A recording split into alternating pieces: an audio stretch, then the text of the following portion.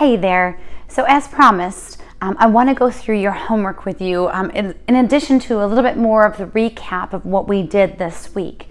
A part of our exercise this week was to give you some more tools to use at home in order to continue to get better and better.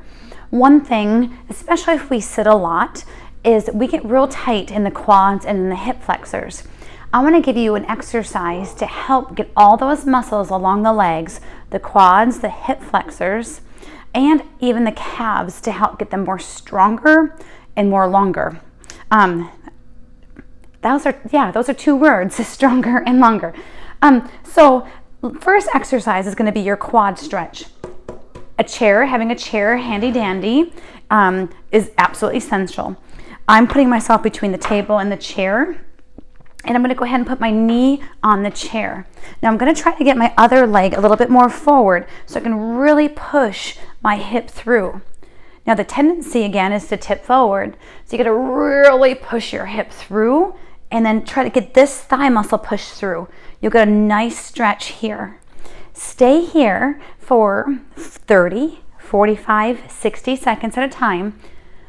Breathe slow, real slow through this. I'm going to back up so you can see me better. But when you're stretching, you want to have nice, slow breaths. Again, my hip is real flat from my knee all the way up. I'm trying to make it real flat by lifting my chest and pushing my hips through in order to get the optimal quad and hip flexor stretch. Tight hips, tight quads help us become more stiff and cause us to almost hunch over even more. We want to reverse that by stretching here every day. Breathe slow through your stretch. Of course, you're going to do both sides. You can just turn around and do both sides because you want your other leg in the middle. You don't want it behind. You want your base leg in the middle. I hope you can see that, or if you can't, you know what I mean. So you can do both sides. Again, you'll have to go to the other side of the chair, and it's perfectly okay. The second one is we're going to do a hamstring and a glute activation exercise.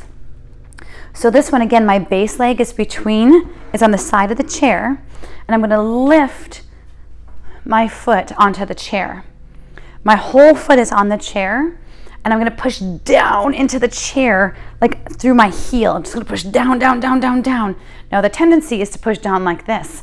Don't let that happen. Stay nice and tall and push down into the chair like so. Really pushing into your heel.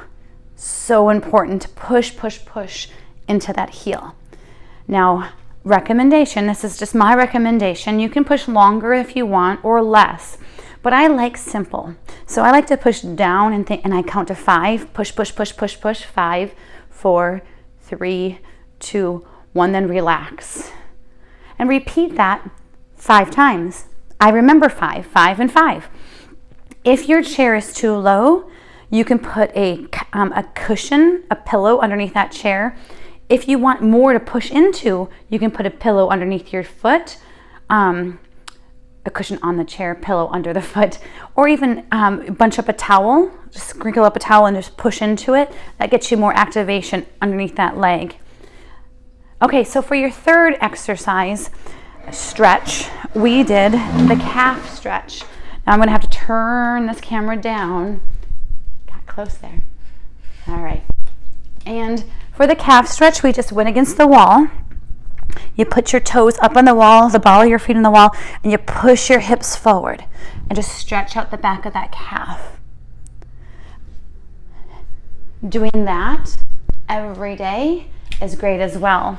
We want to make sure those muscles that are constantly contracted from being in a seated position when we're sitting a lot, that we really work to lengthen them and we strengthen the opposing muscle. Again, when we lengthen the quad and we strengthen the hamstring, that's what we did with those first 2 exercises. And naturally, our calves are tight, and that's what pulls our toes down and makes it more easy for us to trip. So we lengthen our calves. We start the process of helping get more freedom in lifting our toes up. And we're going to work on exercises to lift our toes as well.